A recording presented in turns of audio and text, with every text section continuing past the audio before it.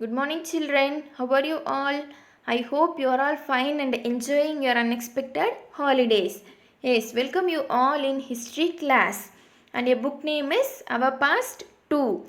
Yes, the history of the world and India is broadly divided into three periods, namely ancient, medieval, and modern history. Yes, in our sixth, we have studied about ancient history, and now it's about medieval history.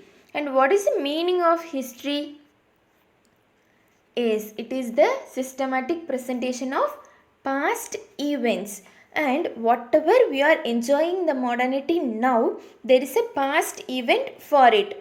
Yes, and it tells about the failures and success of humans in that journey. And then history helps us to analyze the good and wrong decisions that we take now.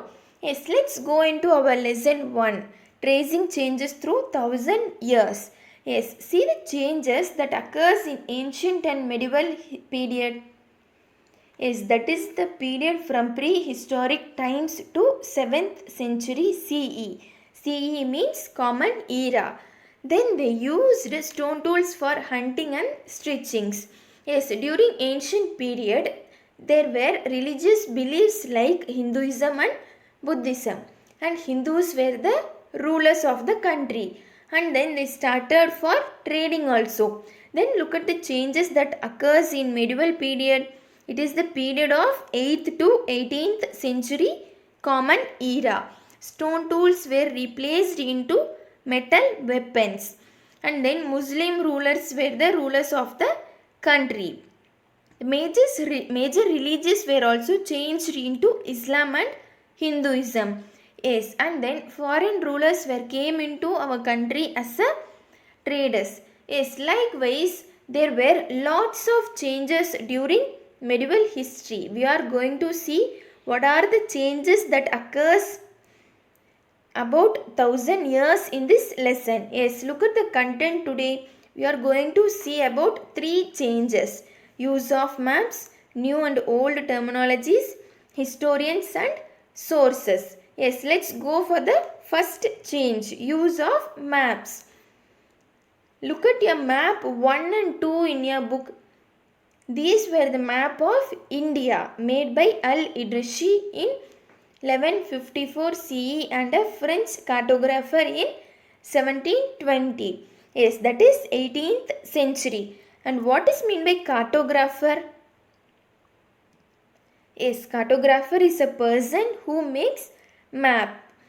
Yes, cartography. Cartography is the art or skill of drawing or making maps. And a person who makes maps is referred to as a cartographer. Yes, when we compare the both map, there were lots of difference in that map. Yes, let's take the first map. Map 1. It was made in 1154 CE by a Arab geographer Al-Idrishi. And in that map we can see South India in North India and North India in South India. Yes, and in Sri Lanka is the island at the top of the map, and the places were marked in Arabic language. And we can see the familiar places like Kannauj also. And look at the map 2. It was made in 1720s by a French cartographer. It was the map made after 600 years of map 1. Yes, look at the coastal areas. It were given in a detailed manner. Yes, this is the map which is very similar to the map we use today.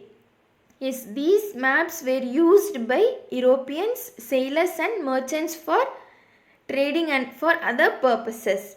Yes, when we compare the both map, we can find lots of changes. Yes, and then let's go for the second change, new and old terminologies. It says the meanings of various terms that changed over time.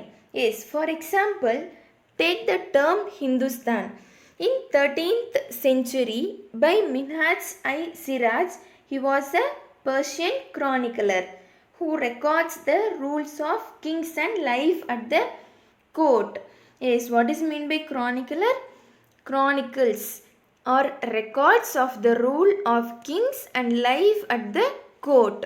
Yes, a person who wrote chronicles is called chronicler. Yes, and then Minhaj-i-Siraj, he mentioned that the area of Punjab, Haryana and the lands between Ganga and Yamuna, and then he used the term in political sense for the lands that were under Delhi Sultanate. Yes, he mentioned the place as Delhi Sultanate. Yes, and then in early 16th century, Babur used Hindustan to describe the geography. And who was Babur? Yes, he was the Mughal emperor. Yes, and this was very similar that poet Amir Khusrau used the word Hind. Yes, but today we understand India, the modern nation state. Yes, today we are saying it as India.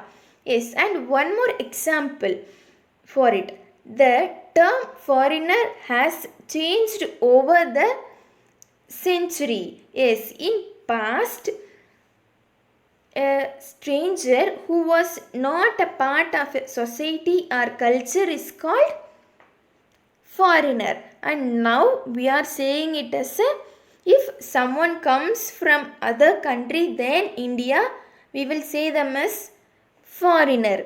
Yes, these were the changes of terms. Yes, then next we will go for third change, historians and their sources. Yes, from where we are gathering news like these changes? Yes, absolutely from archaeological evidence to literary sources. Yes, the sources that available to the historians for the study of past are archaeological evidence and literary evidences.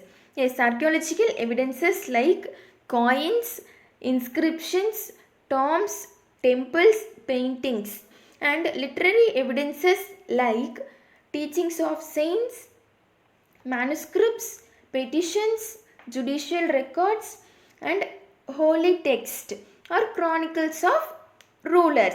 Yes, these were collected and placed in libraries or archives. Archives means a place where documents and manuscripts are stored.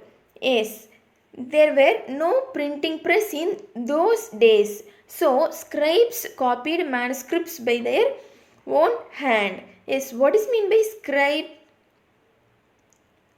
Yes, scribe means who makes a copy of manuscripts. Yes, children, do you have the habit of copying homework from your friend's note?